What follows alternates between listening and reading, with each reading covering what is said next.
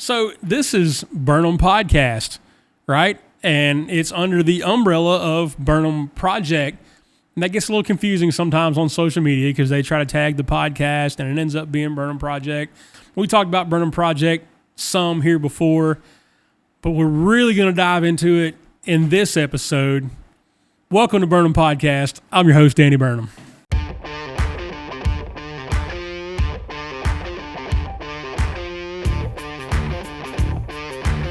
A 10 millimeter socket in case you're looking for yours out there. Everybody's looking for their 10 millimeter socket. Nobody can find it. We drink out of ours. We do. What is it about the 10 millimeter socket that gets lost? I've got mine. I've got like 3 sets of sockets here and there, and they've all got the 10. I don't have mine. I don't. You need to borrow one? I've lost mine. I've got spares. That's odd. I don't know if I like that or not. But anywho, what are we doing? What's up? What's happening? Lots of things, lots of stuff. Life. It's all fun. Getting ready to do some fun things. Yeah, we're about to roll out. I guess we'll call this one like update on the Burnham Project or on the Burnham Project. Yeah, life and times. We got a lot of things going on. We really do. It's wild. Yeah. So I've had this thought, and I'll just roll it out with you and all these good folks right here on the air. I think we've been missing the mark. I don't want to say we've dropped the ball because drop the ball sounds like it's too late to fix it, but I think we've been missing the mark by not like having a local focus. I feel that. It's like since day one, I have hoped to have like a worldwide audience, and to some degree I do. When I pull up the metrics for the podcast, like people in Wahoo, Nebraska listen. I got people listening in Europe and Asia and all these places. Not like a million people, but like it's out there. But most of my audience is here. And here's where this idea, like the realization set in for me when we hosted the art show. And that was a Burnham Project event. Oh, and it was the local event. It was a local event that we had here. It's in the studio. It was the same room that we recorded the podcast in. We had an art show in here. If you saw or listened to the last episode with Kayla Knowles, it was her show. And so I was like, oh, man, how much easier would it be to advertise if we had a local focus? You know, and that's when you look at all your big like radio people, they all started out in an AM radio station in a little town. You know what I mean? And then before you knew it, they were whoever. They got a big syndicated radio show. And I did not know. I guess I'm like so young that radio has never been a thing. Yeah, you got to skip over radio. You went like straight to streaming and podcasting. Straight to the iPods and everything. Yeah, I didn't realize podcasting has been around for like 20 years. Really? Yeah. What was the guy's name? Man, the Podfather, they called him. He's done a couple episodes with Rogan, but he used to be what they called a VJ on MTV back when they showed music videos. You had a DJ on the radio. They're VJs on MTV, video jockeys, and he would be the one to introduce the next song. Was it Adam Curry? Maybe. I would turn to Tango and ask him to look that up right now, but he's on set with us.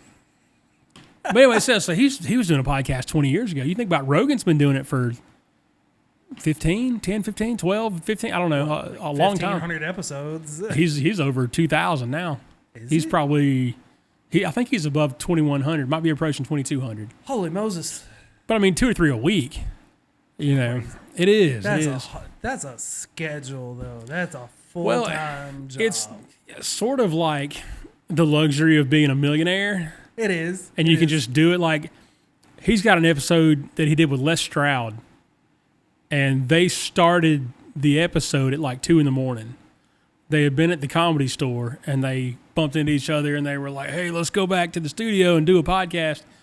And they had consumed some substances, some libations, and banged out a podcast from like 3 to 6 a.m. or something. Holy cow. Yeah, it was wild. That's insane. Yeah. How do you get your producer on board for that? Jamie makes a lot of money. And that's the only thing he's got to do. Like, all he does is produce the Joe Rogan Experience, right? You have a day job. It would be tough. Yeah. It would be tough. That's a dream. It is. So you can advertise with us here on Burnham Podcast. or the entire umbrella of Burnham Project. And every project that follows. Oh, there's so many projects with that. So There's a bunch, yeah. a huge, like, get your foot in the door early. Yeah, you can come in on the ground level. We've had a sponsor or two in our day. God bless them. But, I don't know. It's a different world. We get, for an episode of the podcast, we do as well as any of our local radio stations, like listener or viewing wise. Yeah, I can see that. Yeah. Our local radio station. So if we did a show every day, we could kill it. we don't have time to do a show every day. We got jobs and lives and Maybe that's the goal for 25, 26. full-time podcasting or Trying to- full-time with the project at least. Trying to rock something out every other day or day. We kicked around for a while the idea of like taking a Saturday and just recording like 7 episodes and then rolling out 2 or 3 a week or whatever for the next month and then doing it like the first Saturday of the month, just getting together and putting down 9 episodes and rolling out 2 or 3 a week. Let's do a weekend. Yeah. What a grind though. We did 2 in one night at one time. That was a grind. It was tough. We were in here for, 5 hours.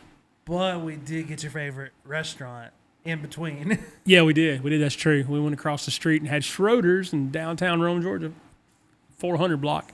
Delicious. Yeah, it's fantastic. Man. But we got a lot of stuff going on though. Yeah, we do.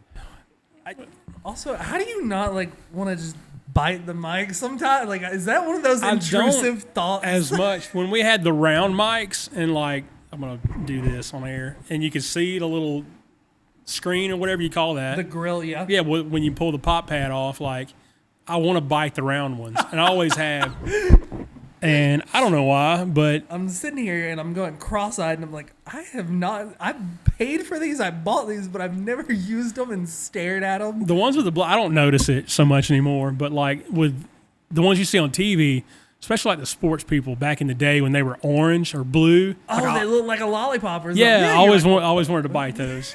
Always wanted to buy them. These, not so much. I've never really wanted to bite one of these. The intrusive thoughts. I don't want to touch these because they're relatively new and they're really nice.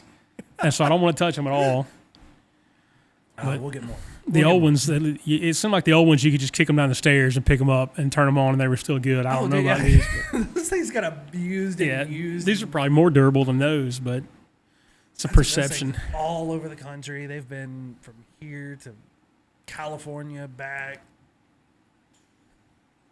Couple of rounds to Texas. Lots of places, right? Absolutely. Yeah. So, the project, though, man, this thing. Speaking of worldwide. Yeah, well, we're getting there. We're crossing state lines finally. Ooh. With the destination hometown. Yeah, I'm so excited for that. Me too. It's going to be fun. It's going to be fun. The fact that I think I've finally gotten you over the state line, and it's like, okay, we can do this. We got this now. We're getting there. Yeah. We could get across the state lines, and our next goal, and it may not be the following season, but the next goal is to have to fly to do a season. Okay. Right? Like we talked some places that we might or might not go, and I think flying out for a season. Were there 2? Did you drink 2 waters? I sat at this table all day long and drank 5 of these bottles of water. Sorry, that's like the squirrel brain. I know. I was like, I'll answer your questions, whatever. They're getting to see how squirrely I am now. How it thinks. But flying to a destination, that's a whole new ballgame. Yeah. Loading gear and all that good stuff. That's one of my goals, though, is to get, and it's actually probably Drew's idea first. My brother Drew, who was on 2 or 3 episodes back, that was our idea, and you might have heard us. I don't know how much we've gotten into Destination Hometown on the podcast. I don't think we have. We haven't much. Into it. Maybe not. So in 2020, when we were all locked down for COVID, and my brother and I were super bored, I had a cheap little Chinese scooter, and I thought, hey, people are just not super happy right now. And we didn't all know if we were going to survive COVID, and it was just kind of gloom and doom there for a little while. And I said, I got this Chinese scooter. what if I ride it across the state for some cause, whatever? And so Drew says, what if it's for to raise awareness for all these small businesses that are struggling? And I thought, well, that's a fantastic idea because our dad has always been a small business owner. So the cause is near and dear to my heart. And so we drove that scooter across the state, mostly across counties that border like the Florida line. And we trailered it down there and drove that route because it was the flattest part of the state we could find. And the scooter that we had at the time just could not climb a hill. So we were just cruising.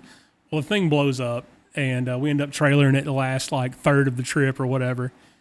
But this past time, we did it on a good scooter and turned it into like a video series rather than before it was just us going from place to place and tagging these places on Facebook and going, hey, you should come to, the 2022 season. We went to LJ and Jasper and Dahlonega and Clayton and Cleveland and all these places up in North Georgia. But last year we did it here in our hometown of Rome, Georgia. So it's gone from the Georgia Peach Ride to now Destination Hometown because we're leaving the state. Is that you or me? How unprofessional. That was me. His phone's buzzing. But now that we're leaving the state, we can't call it the Georgia Peach Ride anymore. It's got to be Destination Hometown. So now we're going to somebody else's hometown of Cherokee County, Alabama. Ooh, Center, Cedar Bluff, Leesburg. Fun. Yeah. I'm excited for Lake Wise. Lake Wise is so cool, man. It's like, I don't like our Georgia lakes because they're so uppity. You like go to Lanier, I live on Lake Lanier. Well, people drown in your lake every weekend. And then Altoona has gotten that way. It didn't used to be. Altoona's so bougie now with like Woodstock right there. Everybody goes out. Yeah. And there's $500,000 houses that people don't live in. You're right. And those are like, oh, that's the boathouse now. And I'm like, why? Yeah. This used to be like Red Top. We were rednecks and out there. Red Top was wild. But Lake Wise is not so much like that. It's the thing with Alabama and Cherokee County to me is like they're not in a derogatory way, but they're not in the 2020s. They're still like living that early 2000s, 90s. Yeah, it's just a slower life over there. Such a much nicer lifestyle. Like I remember they'd just gotten like high-speed internet like a couple of years back. Yeah, not long ago.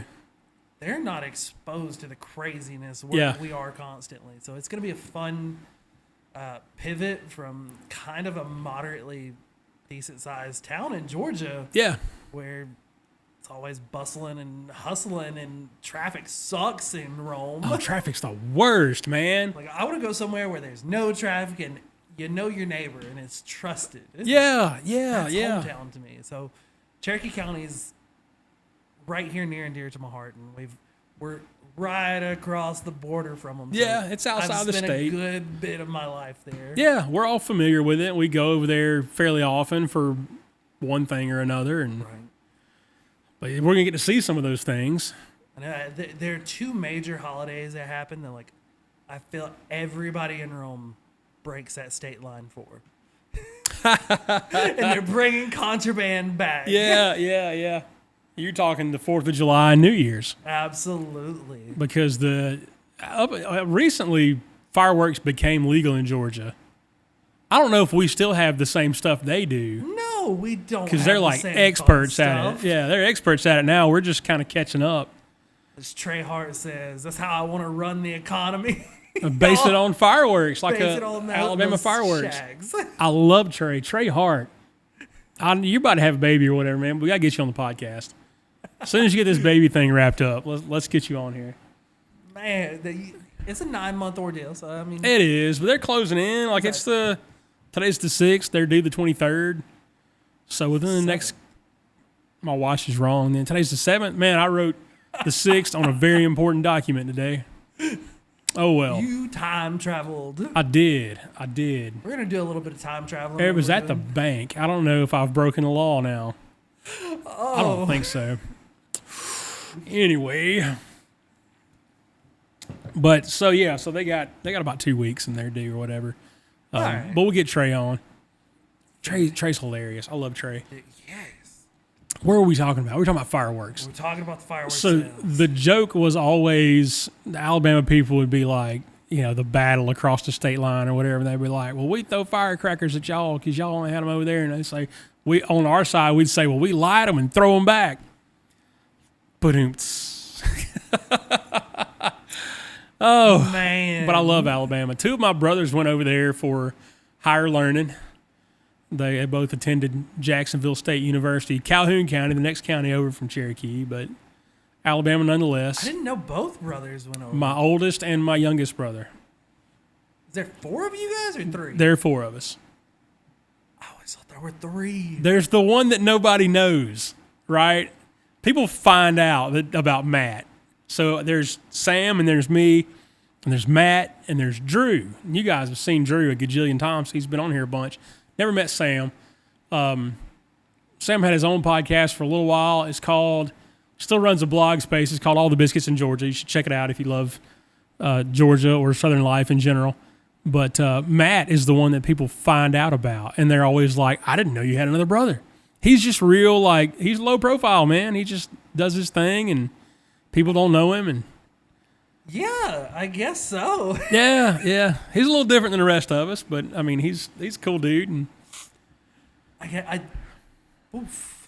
yeah, right. When you think you know somebody, Burnham I toss another brother in there on you. Holy moly! He's been around since 1984. Like, it's not a new development; it's just new to you. Sorry, that's 10 years longer than I've been alive. That's true. Yeah. Okay, that's fair. So you're 29. Yep. Well, are you 29 now, or are you going to turn 29 this year? 29 now. Okay, so you'll be 30 in December. Yes. Okay.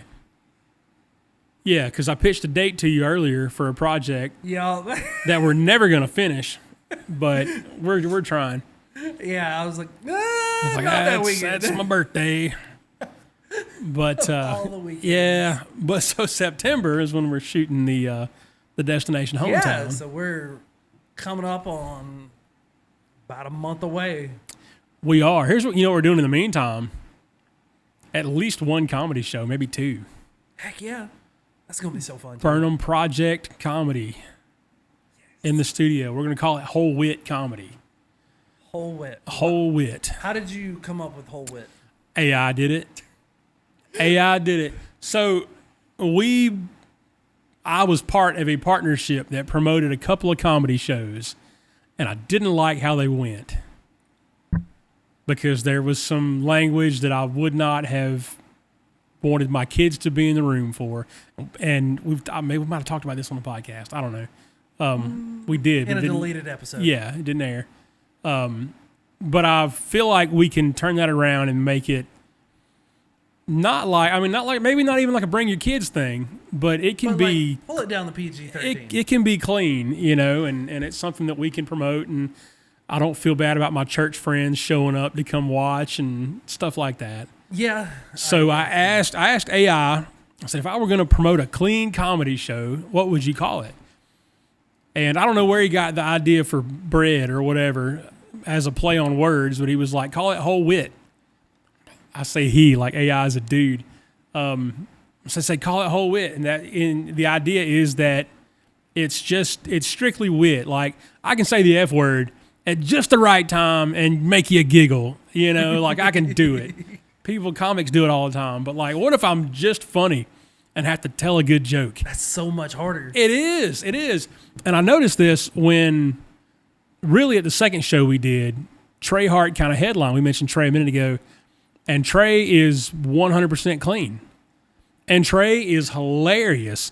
And each of the other comics mentioned to me at one point, like, man, isn't Trey funny? Like, Trey's fantastic. Look how great Trey is. Trey's a great comedian.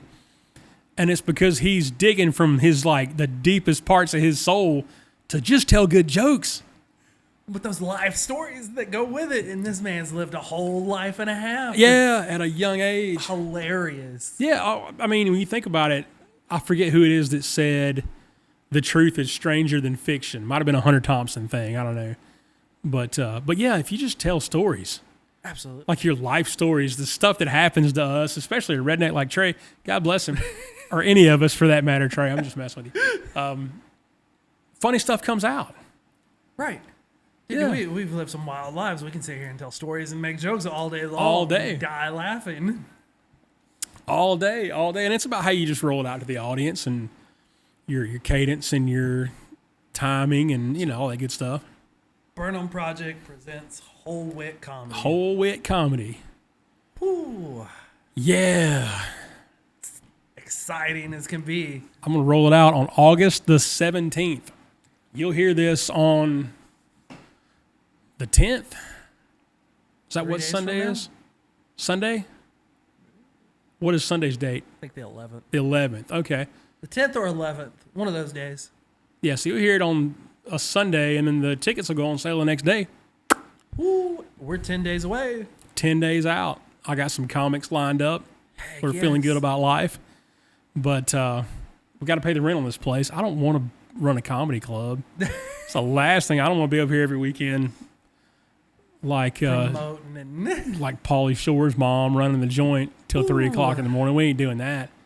But we got to pay the bills. This is a cool studio, and I want to keep it. I think it works though, because with what we're trying to do, I mean, we're creating a whole new culture and I love it when Temple says he wants to create culture. He doesn't want to change it. Yeah. He wants to create something. Yeah. And that's what he's doing. And that's what we want to do is create a Yeah. whole culture out of Burnham Project. Yeah. It's going to be fun. It's going to be fun, exciting, and terrifying all in one. Oh, it's seriously terrifying to bring 40 people in here and stuff them in this room and like, please don't anybody like fall down the stairs or, like all the stuff that goes through your head. I've put on shows and done events for thousands and thousands and thousands of people. But for some reason, this is more terrifying to put it on for a very intimate, small, little 40-person group. And It is. They all see everything. And I'm like, They do. They see it all. Like they were here, the air conditioning was out last time and we had a portable unit plugged in and like everybody saw it and it was super embarrassing. But I think that the kicker there is that these are people we know. yeah. Like people we know came, like the flipping sheriff was here last time, like Sheriff Dave was right he there. was right there. Yeah, everybody minds your P's and Q's. Like the sheriff's here for Pete's sake. But when you're off somewhere in a different town and you're putting on these events that you've put on before, you don't know any of those people. It doesn't matter. No, it doesn't matter. If your pants fall down on stage, nobody's ever going to see you again. Yeah. No. No. It's not happening. So. But yeah, it's a culture thing, and that kind of brings me back to the local focus. Which is which I think we're doing with hometown. We're creating a culture of showing off people's hometown. People's cultures. hometown. Yeah. And that's like a real thing. Like Yeah. Rome's gonna be different than Cherokee. Yeah. Than Kansas. Hutchinson. Man, you knew exactly where I was going. I can't to. wait to go to Hutchinson, Kansas. That's in the pipeline. That's Yeah. But that's gonna be the thing that kind of stays global, worldwide, nation, whatever, destination, hometown. But this physical location that we have and doing things here in the studio, it's gonna be fun. Like we did the New Year's thing. Yes. This past New Year's, had a live show. It was super fun, and it just didn't work out that like the 5 people that we had invited to come on and sit in for different segments, like none of them could make it. But this year we're going to do that again. It'll be here, and we'll have a live studio audience for that. And here's a question for you. How do you Okay. feel about doing some more live shows? how do you guys feel about us doing more live shows? Let's do live shows. Okay. I don't want that's nerve wracking. The New Year's thing was not like Burnham Podcast. So it was a different thing, and if it failed, and we just keep doing the podcast. So like whatever. But to do Burnham Podcast live, we've done 1 episode, 2 episodes live, and it was nerve wracking. Yeah. So yeah, I'm not opposed. We just got to make sure the technical end is sorted out ahead of time. Me buttoning up, making sure people. Yeah. There. I would feel love better to now. do. It'd be fantastic if every episode was live. Really. That might change the day we release podcast or whatever, but I think that would open up the door, and we're just talking about you guys like you're not here. I think that would open up the door for audience involvement. If you're watching like a comment section on Rumble or YouTube or Facebook or whatever while the episode's playing out. So we do a live show. Okay, this is an off-air thing now. What, maybe? I mean, we just have production meetings while the camera's rolling. But we did that. Remember in New Year's, there were people commenting on... We did. We had people on Rumble and YouTube that were sending comments in, and Preston was reading those back to us. Oh, dude, that's what we need. We need an intern. Preston's an intern. Preston's an intern. Sorry, Preston. You are our Preston, intern now. You just got voluntold, bro. But yeah, so that's I mean, it's August the 7th, in fact, right now. And we're talking about New Year's. So, like, that's kind of the way we're trying to run this thing. And it might seem like a fly-by-night operation to those of you who were listening or watching on YouTube or Rumble. But this is the kind of work we're putting into it. And we're really hoping to produce a professional product. And you laugh as I say that. I'm not laughing at, like, because we do really put a lot of time in.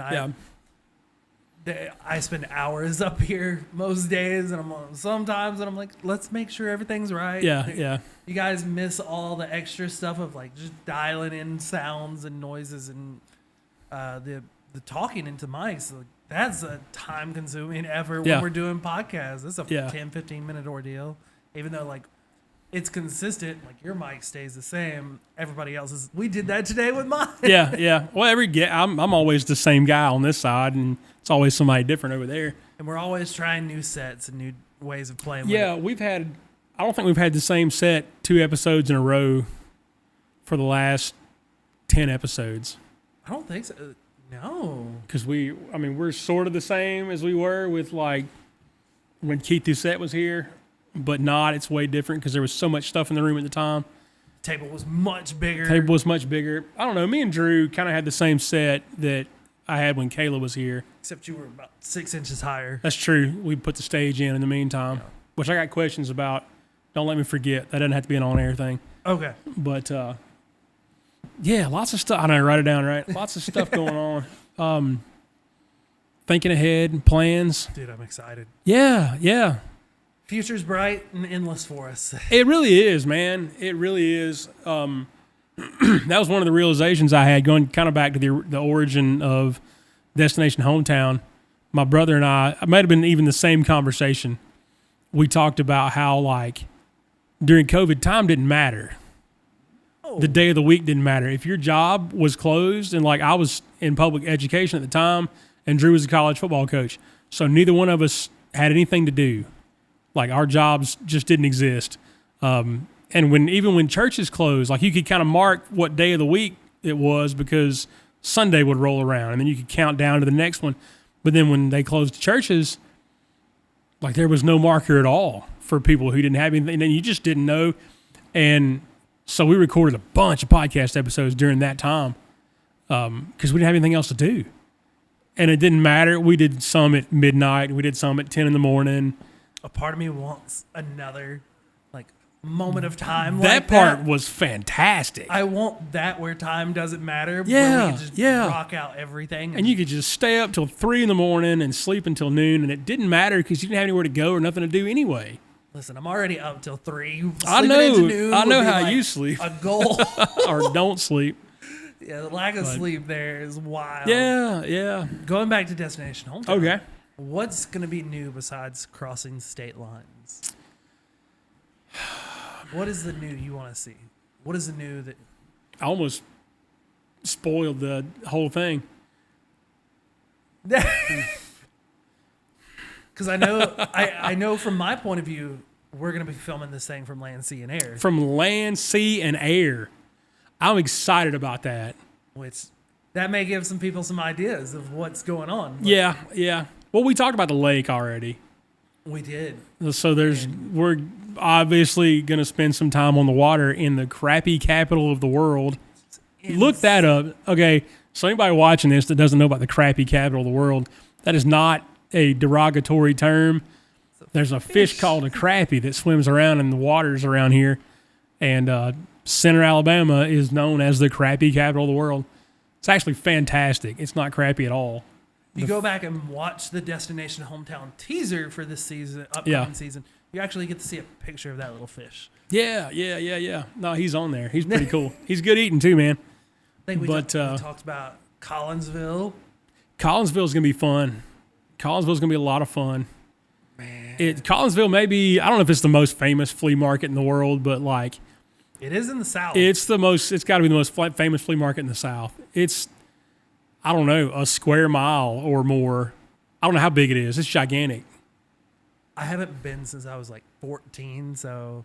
I hadn't been in a couple years, but this is gonna every time I go, I bring home like a goat or something I don't need. That's what I was gonna say. This is gonna be like a Vegas trip where like I have to leave my wallet in the car and only carry like $100, or else like we're walking out with a tote full of guns. And I know everything. Necessity. Pictures of Dale Earnhardt and Elvis and things I don't need, but I'm like, oh, I want one. I promise. We went over there once, and I don't know. I think we were just going. All right, well, let's just go to Collinsville and we'll spend a few dollars and whatever. I came home with 2 La Mancha goats. 2 goats. And you know how you can tell, like, we got a fence around the biggest part of our house. It used to be a big farm back in the day, and it got sold off, and now it's like an acre of, it's got a barn and there's a fence, and it's probably half an acre fenced in, which is plenty for a goat or 2. But you know how you can tell if your fence will hold a goat. So if I were to take this water bottle and throw it at the fence, if any water could go through, that means a goat can get out of it. So that's what we dealt with from day one, right? We're not in a neighborhood, but we're close to one, and our goats are getting out and eating the azaleas next door and like whatever. Like, it became a problem pretty quick. I didn't know about the goats escaping. I didn't know you had. Dude, goats can get out. They'll get all the way. They won't go far. Because you feed them or whatever, but they want to know. I've time on farms, but I guess I've never experienced them escaping. Goats like are that. Curious, man. They see something, and they're like, "Well, let's go see what that is." What is that thing? Yeah, yeah. They're really curious deer. You know, how deer are like super skittish and they'll run away. Well, goats are like the opposite of that. They're like, "Well, let's go see. This doesn't look dangerous at all." Goats are mildly terrifying to me, and I'm like, I don't. Their eyes are weird. The square.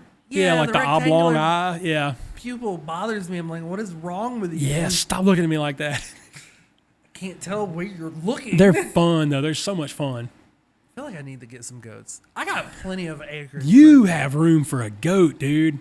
And your dogs would love it. Those big herd dogs you've got? Yes. They'd have him trapped in the corner all day. He'd probably hate it, but the dogs would love it. Dude, the white one would just chase it all day. All day long. What do you got, like a big Himalayan? She's a Pyrenees. Great Pyrenees. Great Pyrenees, yeah. There you go. And the other one's a Great Bernese, which is a mountain dog that they bred in the mountains of Bernese. I don't remember where they're at. They're somewhere in Europe, but they were literally bred because they couldn't get like donkeys and horses to pull carts of milk. So this is like a beast of burden. Yeah, so it's basically like, we need to transport milk. I mean, he's a big guy. From I've seen him. Farm yeah. to another place. So they would basically put these wagons on dogs and pull them up mountain and have them go take milk to the next town. Sled dogs, wagon dogs. They're wagon dogs for the mountain, and they're built like I dig it. St. Bernards. Yeah, big giant dog. Colored like one, but he's like tiny. Yeah, he's small as far as that goes. I mean, he's a big dog still, but he's a massive dog. But yeah, he's the tiny side. I'm like, what? You're so small compared to like the other ones.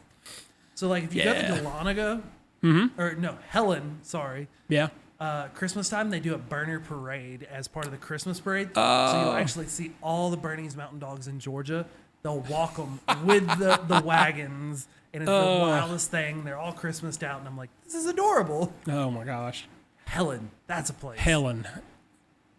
Did we go to Helen? We missed Helen. We wanted to go to Helen and on the Peach Ride in 22, and we just couldn't make it make sense because we went from like Cleveland to Dahlonega, and it was just going to end up being, we had to choose, I think, between Helen or Cleveland, maybe. I don't know. It didn't. We really wanted to go, but it just didn't make sense for us. Maybe we put a pin in Helen and circle back to it. I've got an idea. We talked about these one-offs where we might go to one out of the way place for like one episode or whatever. I think that's where we go. I think that's one of them. Maybe so. Yeah. We talked about town tucked away in Georgia. Yeah. So freaking cool. Helen's fantastic. I don't want to go up there for Oktoberfest. No. I don't know. For the purposes of shooting a video about the place, it's probably the best time. I don't know. Christmas time's pretty fun. Christmas time's cool. I love Christmas in Northeast Georgia. Oh yeah, because they actually get snow. Yeah. Well, that and like my sister-in-law was here last Christmas. Carrie Mae, who was on the podcast, we went to Dahlonega, drove up there. It has actually been in Hallmark movies. And so we're riding up there, and she's like, what's the place look like as we're coming into town, right? And I was like, looks like a Hallmark movie, especially at Christmas. And we rode onto the square, and sure enough, it was like every Hallmark movie you've ever seen. But all those little towns look that way when you get up there. And I love it. North Georgia is, when I'm finished with everything, that's like home. That's where I'm just going to hang it up. That's where I've always said I was going to retire in Dahlonega. Live out in the mountains. Yeah. It's nice up there. I like it. It's nice. It's quiet. This is destination hometown stuff. Yeah. We went to Dahlonega. We went to Cleveland. We've been up to all those places, and I'm stoked about Cherokee County. I'm fired up about that. Dude, yes. It's not far. It's not way off, but it's the first. That's your foot in it. It's the first one. I need a Rogan-sized table in here. It's the first one that's outside of the state. That's a big deal for us. That's a big deal. Yeah. How are we getting there? Should we say? I don't know if we should say. Does it spoil the... No, we ain't going to tell them how. Yeah. No, I mean, it's just different. It's different this time. We may mute this whole side. We might cut this out later. I don't know. Ask the wrong questions. Yeah. We don't have to answer them. We can just say, how are we getting there? Well, Highway 9, probably. 20, actually, and it turns into 9 when you cross on Alabama. Are we going that way? We can go through Cave Spring. That's kind of a long way around, though. Are you confused? 20's through Cedartown, right? 27 is through Cedartown. Oh. But Cedartown's right on the line, too. Cedartown's probably actually closer to Alabama than Rome is. What? But then you're going to go into, like, Spring Garden and come in kind of the back way into center Cherokee. If you're going to go, you go out. Turner McCall 9? In Georgia, it's 20. Really? Alabama Highway. So Turner McCall, Shorter Avenue, Alabama Highway. When you cross the state line, it becomes Alabama 9. It's a state highway. It's not a national highway. 27 that goes to Cedartown is a U.S. highway. So it's 27 from somewhere in Florida all the way up to like Michigan. Holy moly. But 20, as we know it, Alabama Highway, what we call it here locally, becomes Alabama 9 when you cross over at the fireworks stand across from the State Line Tavern. Okay, so I'm learning all sorts of new geography and like... Yeah. That's the idea, right? And when you watch Destination Hometown, we'll draw it out on the map for you. I didn't know that was 20. I've just always known it. Oh, it's just goodness. Georgia Highway 20. I feel dumb now. I've lived here most of my life. Cut this part out if you want to. Save you embarrassment later. I don't speak like I'm Southern, so it's okay. Well, it's like you can know the number of the road. You know, it's Highway 20, or you can just call it Alabama Highway. That's what everybody calls it here. Shorter Avenue. I guess it's never clicked in my head that like those are the same thing. Yeah. I feel like we've had this conversation about me like not thinking about new roads. Like you told me like the bypass in Rome. Right, yeah. Was not always a thing. And I was like, what? What do you mean? That road's always been there. Has not always been there. They started building it in the 80s. It took them, I don't know, 7-8 years to get it all. And they're still kind of building it, but you know. These are the things like I learned. You weren't old enough to remember when the road wasn't there. No. But I'm pretty sure it was before my time. Yeah, not much. You were pretty little when they started building the first part. Would have been, I was 10, so it would have been 88 or so. And then you weren't born yet then. But by the time they were done with it, you were probably, they'd probably come along by 94. Yeah. See. Man, I'm old. We're talking about you turning 30 this year. I'm actually old. I'll be 46 next month. What are we going to do?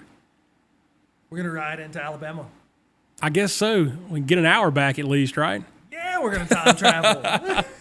That's always fun, like going to Jacksonville when my brothers went to school. We were talking about you could leave here and get there at the same time. Yeah. Now, it took you 2 hours to get back. Yeah. If you left there at 6, you were getting here at 8. But if you could leave here at 6 and get there at 6. It's the best. Yeah. I always there's a part of me that's loved that since I was like 12 and 13. And I figured out, it's literally Yeah. Depending on how far you drive, it takes you an hour to get there. You can get there the same time you left your house. You lose no time. Yeah, no, it's great. It's great. You don't have to hurry to get to things over there. No. Like if you know it's going down at 4 o'clock, you're like, we'll leave about 3:30. It'll be fine. Yeah. No big deal. Just cruise. Man.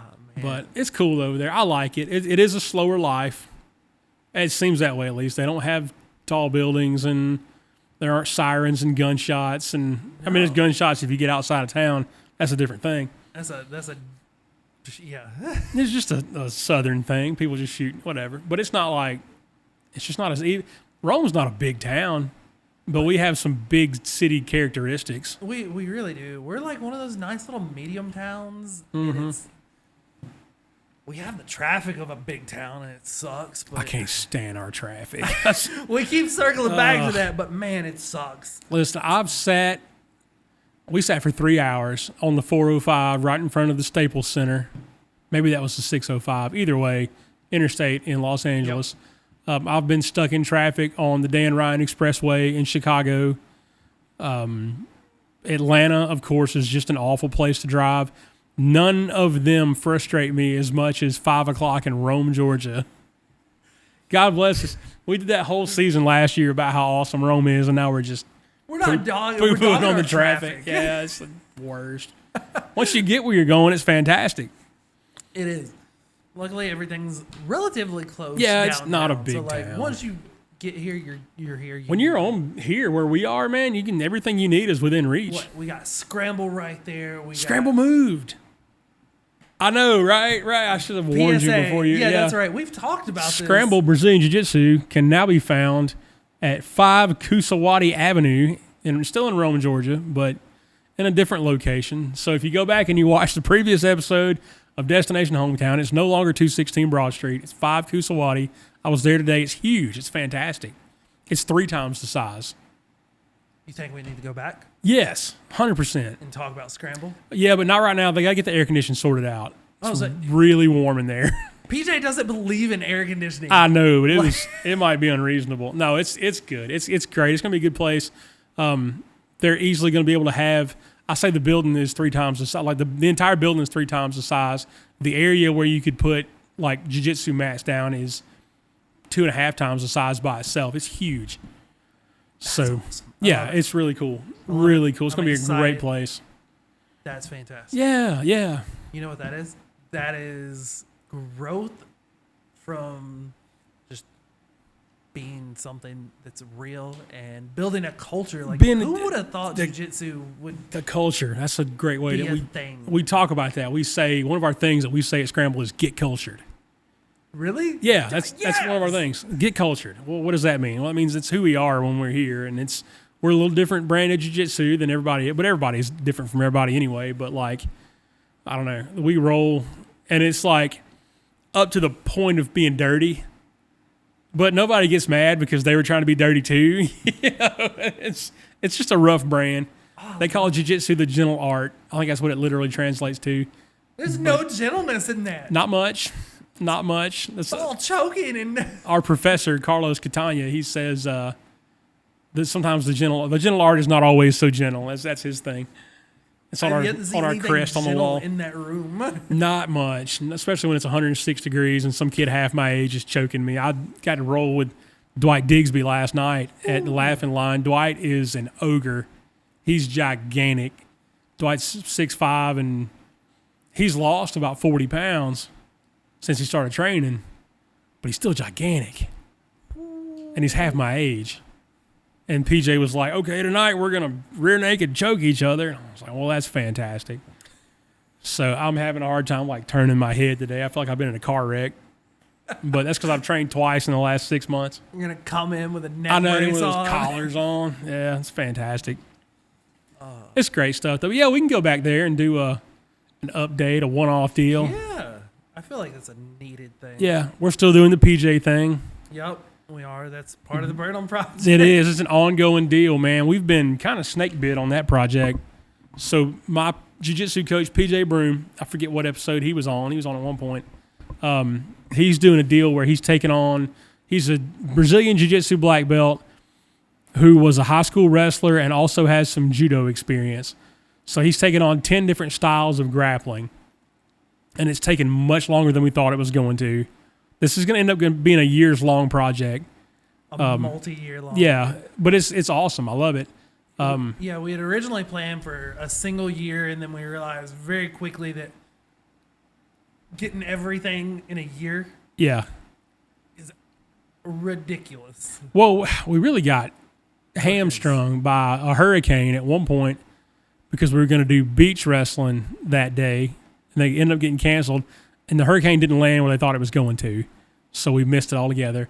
And then we had a funeral at one point where we had to cancel Greco-Roman and freestyle that were going to happen in the same day. That's right. Oh, yeah. So we'd be halfway done at least by now because we've got sumo, we've got folk style wrestling, and we've got gi jiu-jitsu. Yep. And we would have 3 more, so we'd be 6/10 of the way done. Ooh, we'd be over halfway there. Yeah, 3/5. I don't know, how do you simplify that fraction? 3/5. Yeah. But we're gonna make it. It's gonna be fun. It took 10 years to film Hoop Dreams, and that was one of the greatest documentaries ever. Absolutely. In the sports world. So hopefully PJ be too old in 10 years. So hopefully we can get it wrapped up before that. 10 years, we're hoping there's more than Yeah. more than what's available locally Right. to find. Yeah. But so we're still in the middle of that. That's going to be a big deal. And we're looking at a project without spoiling it because we don't know anything yet. Related to the Mogadishu Mile, we'll say that. Yeah. We want to do something featuring our veterans, and we've kind of swung and missed on a couple of things, but this would be a cool thing. Without going into too much detail, I don't have anything, even a verbal like agreement yet, but it's a concept at this point. Project we're kind of looking at. And Yeah. Like, ooh. If you need to Google the Mogadishu Mile, it was it was part of a battle in Somalia in 1993. Yep. So, yeah, check that out. Bill Clinton left a bunch of our boys hung out to dry over there. God bless him. Gothic Serpent. Gothic Serpent. That was the name of the operation. But, so we're looking at that because we do want to find some kind of way to honor our veterans. So cool. Which the culture you're building with this is insane because you kind of want to focus on people, and I think that's kind of at the core of you is you care about people more than the thing. Yeah. I do. I think that, and that sounds like I'm blowing my own horn. Yeah, I totally agree with how awesome you think I am. But that's my thing. When everybody is like, "What is Burnham Podcast about?" and I say, "Well, we talk about Christian life and how our faith and things relate to our everyday lives and stuff like that." But like Burnham Project as a whole, like, what is that? Well, it's the story of people, and that's something we share. Is like, we want to find those stories to be told. We want to be able to explore those and go to people's hometowns and find those stories. Yeah. Maybe the greatest crappie fisherman ever on Lake Yeah. Wise. Yeah. Well, we may go find him. I hope so. That'd be cool. That's kind of the goal. Yeah. But yeah, I mean, between all the guests that I have on the podcast, like I don't have anybody. The first criteria is, am I interested in talking to this person? Do I want to hear what they have to say? Do I think they have a cool story? Well, like, yeah, okay, cool, bring them on. We'll talk about them. I mean, you had an amazing story last week with Kayla Knowles. Like, yeah, who would have thunk it that? Like, she's got a fantastic story. I went back and I was watching the editing and I was like, this is insane. This girl has had. She's had a life. She's got this going through her art, and I'm like, this is awesome. This is it. The Clever Canvas. Check her out on social media, man. She's got a great story. Go back and listen to the episode number 154. I know that because it was the last episode. Yeah. I'm terrible at keeping. I used to be really good at those. You're finally getting up there to where you're I forgetting guess. numbers. Yeah, I am. After about 135, I kind of fell off because I could be like, yeah, he was on episode 102 or 68 or whatever. I can tell you what 153 is Drew. Drew, yeah. Before that, I don't remember. I really don't. We kind of got inconsistent for a little while. We're getting back on track now. Yeah, we're gonna have But to stay. that made it hard to keep up when we would hit or miss a week or two Yeah. here and there. And Yeah, it felt like weeks and months Yeah. in between episodes, and it's like, we just, man, you bump into stuff. The problem with not being a professional podcaster is you have life, right? And all this other stuff. If this was our job and it's all we had to do every day, it'd be the biggest podcast in the world. We'd crush whoever all those other guys are. yeah, But- Joe Rogan and Tucker. Yeah, right? But we don't have the time for that. No, But maybe one day we'll have the time and we can do something like that. that'd be nice. We'll see if one of these projects blows up and we get like a Discovery Channel deal. Dude, yes. Yeah. I don't want to be on TV, though. I'd rather just be famous on Rumble, which I'm getting ready to jump to. Man, I keep saying this, and I'll say it on the air. YouTube is Trashola. upsetting, man. There's a lawsuit about to take place. Elon Musk and Chris, what's the guy that owns Rumble? What's his name? Pavlovsky. And maybe some other people are like getting this lawsuit going against these big tech corporations that are like stifling people. They're hurting their reach and demonetizing them and all kinds of stuff, going after advertisers. So there we are. And we may have to pick sides in this battle. I'm trying to straddle the line right now and just get as much exposure as we can. But Rumble execs. Go watch on YouTube. Rumble. Hey, what are we doing? Easy killer. Not YouTube. Not YouTube. No, it's watch on YouTube while we're there. But man, there may come a time we got to make that jump. Yeah, Especially if they approach us with a 6-figure deal. that'd be insane. I would love it. Yeah, 6. I'll settle for 5 at this point. But 6 would be great. I'll take a 4-figure deal at this point. Yeah, I don't need $100 million. I'm not Joe Rogan. But, I mean, it'd be nice. Whatever. It would be nice. But, There's a lot of things you could do with that. yeah. There's some insane projects to build. Quit my job is the first one. Build a fence for some goats. That's it. Absolutely build a good fence and keep 10 goats out there. It'd be great. Yeah. Oh man. You were going somewhere. I was gonna come circle back to Destination Hometown. All right, let's do it. Can we find a tractor race? Is that what you're gonna? Remember Have the you found time? one? I haven't, but I need to look now. Remember the time we were over there with some friends and we decided to go. We had a lake They were house. having like a parade. They had like an ancient tractor parade. just randomly on like a Saturday too. I'm sure it wasn't random to them. It was random to us. But yeah, we were like, hey, let's go to town because we had rented that lake house for the weekend. Yeah. And then we went to town for funsies and the streets were all blocked off and there was a parade. And it was all really old tractors. Yeah, And it was ancient like John Deere from way back. awesome. There was a snake. You remember the snake lady? Oh my gosh, yes. She just rolled up and had a snake and we all held like, it, "Oh, yeah." petted it and whatever. It was cool. I liked it. Holy Moses. Keep playing footsie with you. It's not on purpose. Did you? I didn't even feel it that time. That's because you have shoes on and I don't.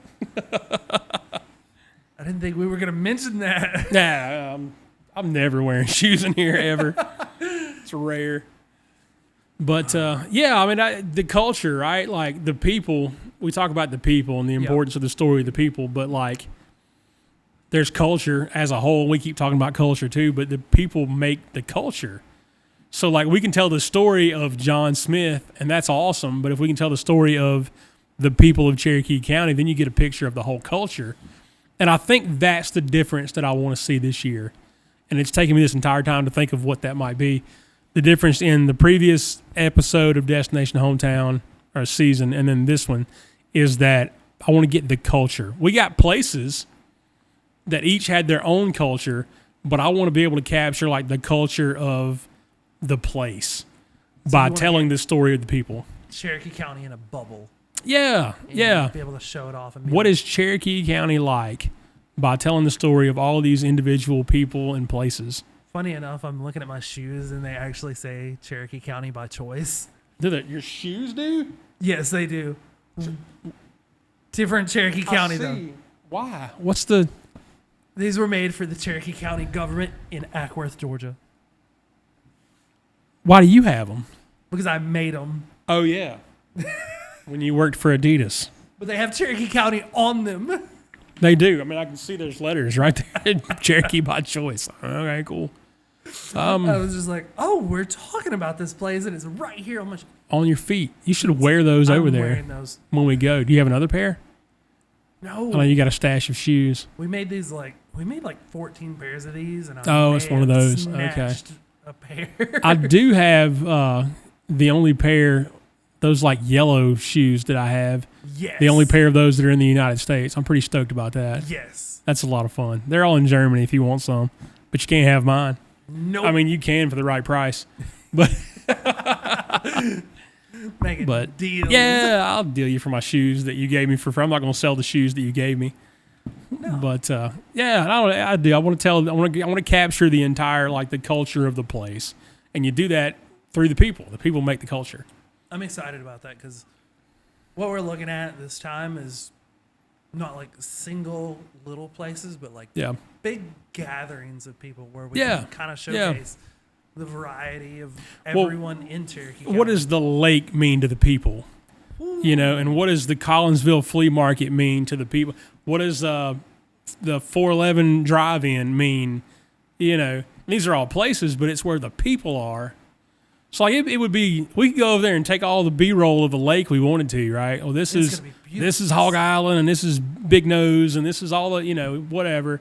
But it doesn't mean anything if there aren't some people there going, yeah, that's where I caught my first striper, or, that's the crappy hole over there, or, I wouldn't fish over there because sometimes a gator swims up the river, or whatever, But without the people, it's a big mud puddle, So you figure the people into it and what it means to that lake is why the town is there. I mean, I think maybe it's man-made. A lot of these lakes are, but at the same time, it comes off of our river. Yeah, I guess it runs off of the Coosa. So maybe it's not. Maybe it's natural.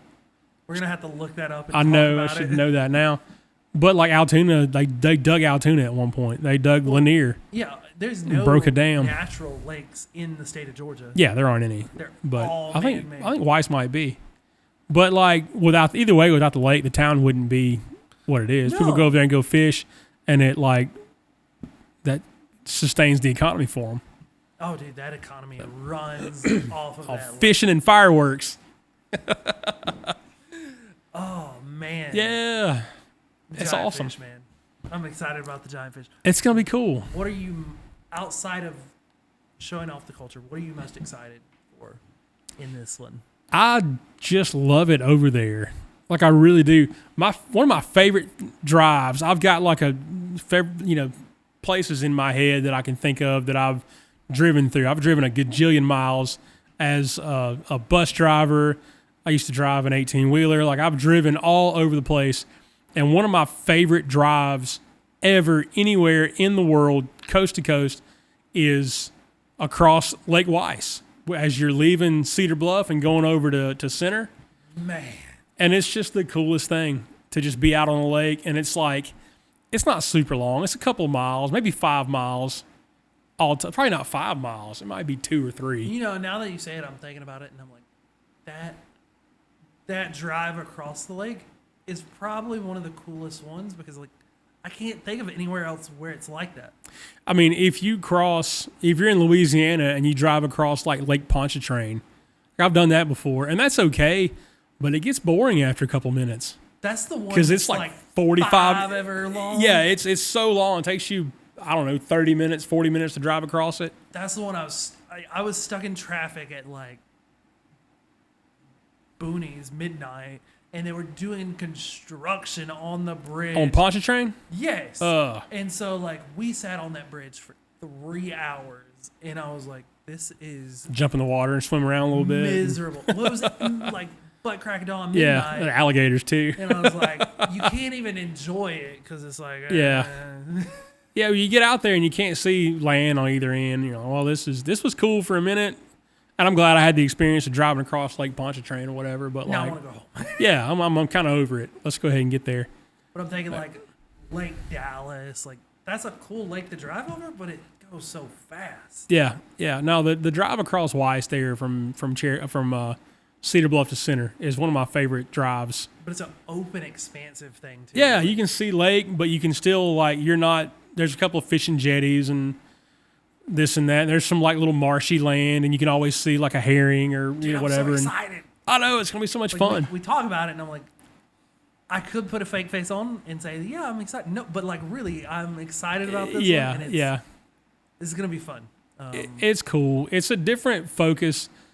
Building on last year, it's a different. It's cool to focus on one place because the Georgia Peach Ride before that had been as many places as possible, and it was exhausting. It was such a grind because I was riding that scooter to 3 towns a day. Now we get to focus on like one spot. Yeah, yeah. And like With short trips in between, places, and really focus on one place. That's gonna be exciting. Yeah.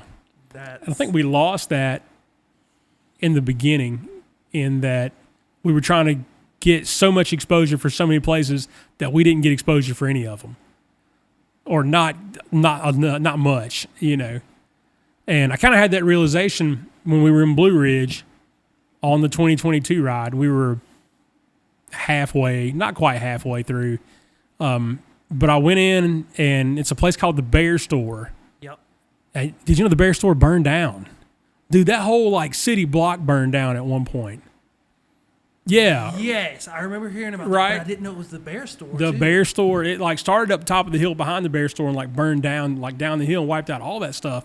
But that's where I was at the time. And I know this because I called them not long ago because we were looking for a giant teddy bear.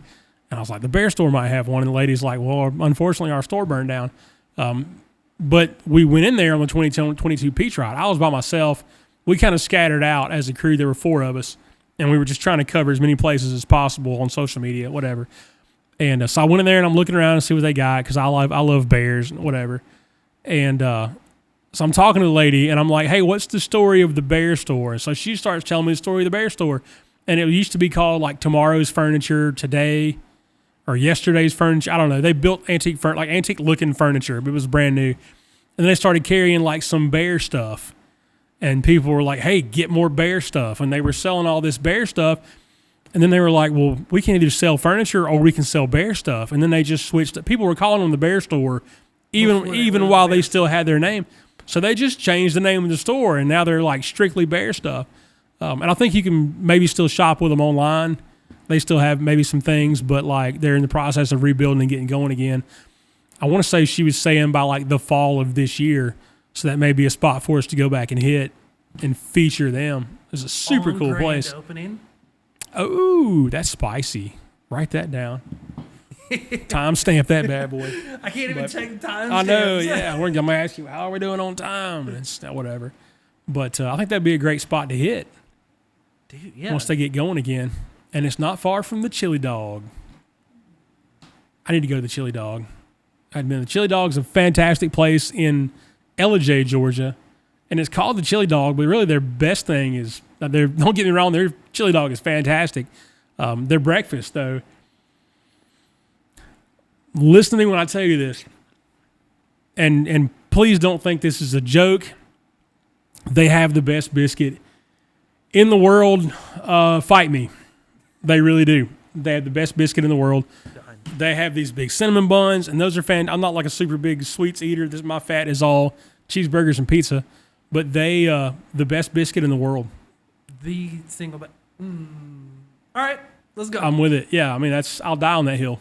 Let's go for breakfast. Okay, cool. We're doing it. But yeah, so that's we just production meeting right here on the episode. We do this quite a bit, but yeah, man, lots of cool stuff.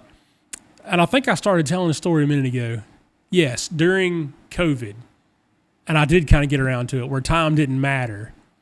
And when time didn't matter, like, art was unlimited. Like, there was no limit on what you could do.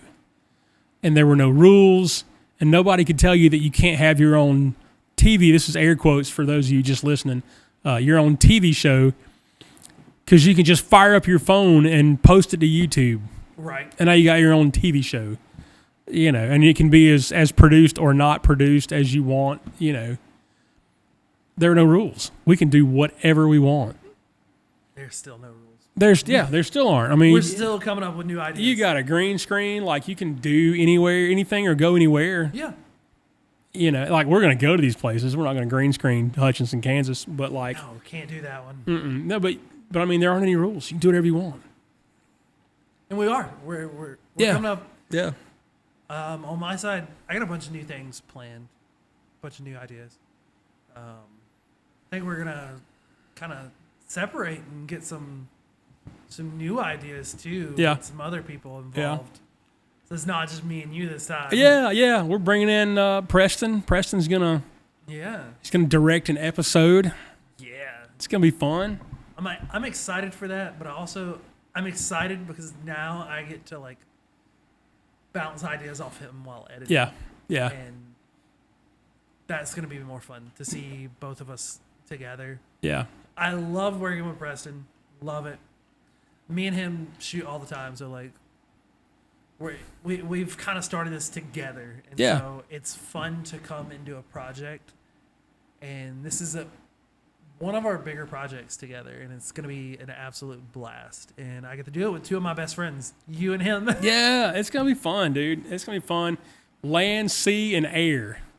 Yeah. That's going to be so different because there are no rules. We can do whatever we want. As long as the FAA doesn't shut us down. I don't think it'd be a problem in Cherokee County, Alabama. I was going to say, does the FAA exist in Alabama? Probably not in Center, Cedar Bluff, Leesburg. I don't know. We're going to find out, I guess. We'll know before it's all said and done. Yeah. I'm in. All right. But, man, we got lots of stuff. These same video projects, podcast rolls on, our physical location. We're hosting events here. Dude, we have a physical location. We have a physical location. That we can do things in. A dedicated studio space, as it were, for our limitless ideas. I know. Yeah. It's exciting. It really is. This is insane. I did not see us at this point where it's like, oh, we have our own studio and we're doing things. Like, yeah. This is going to be a fun project. I'm going to jump on the podcast and we'll get it straightened out. And man, this thing's blown up, and I've loved every minute of it. We had always hoped, that like, I don't know, we didn't even really talk about it for a long time. It was just kind of like we understood that that'd be really cool if we had our own like studio or space. We could do this thing, and God's good. And now it is. Yeah. So here we are. That being said, expect more changes. We're still going to make changes to it. We're going to... Yeah, we got to settle on. We did talk about having different setups for the podcast, and we're going to settle. I don't know. We don't have to settle. We can do whatever we want. Yeah. But, so different looks. The old brick wall that you used to stare at in every episode is right behind Tango over here. There it is. But I sat there, had a Google meeting this morning, and I sat in front of that wall. People are always like, is that real brick behind you or is that a Google background? And I got to like smack it and let them know. That's so cool. Yeah. I wish I could do that. Do it. I don't know. Can you work remote? In my meetings, I have to be in it. I'm like, it's a real wall. Real wall, yeah. White. Happened today. But, so there we are. Lots of exciting stuff, man. Man, I feel like that's a good jumping off point. I think so, too. You used my verbiage against me here. We're getting out of here. That's where we're going to jump off. Thanks a lot, Tango. God bless you guys. We love you. See you next time.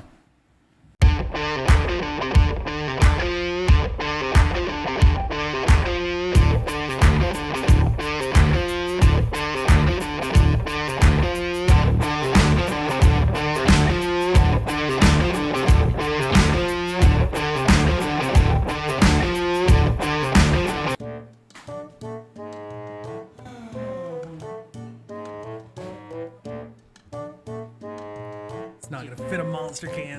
The Monster can's bigger.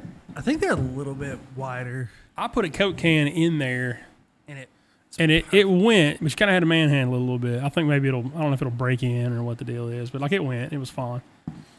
But 10mm socket. That's it. I have the big monster can that shows the logo that fits one The of those. 3D printed one? Oh, that's pretty dope.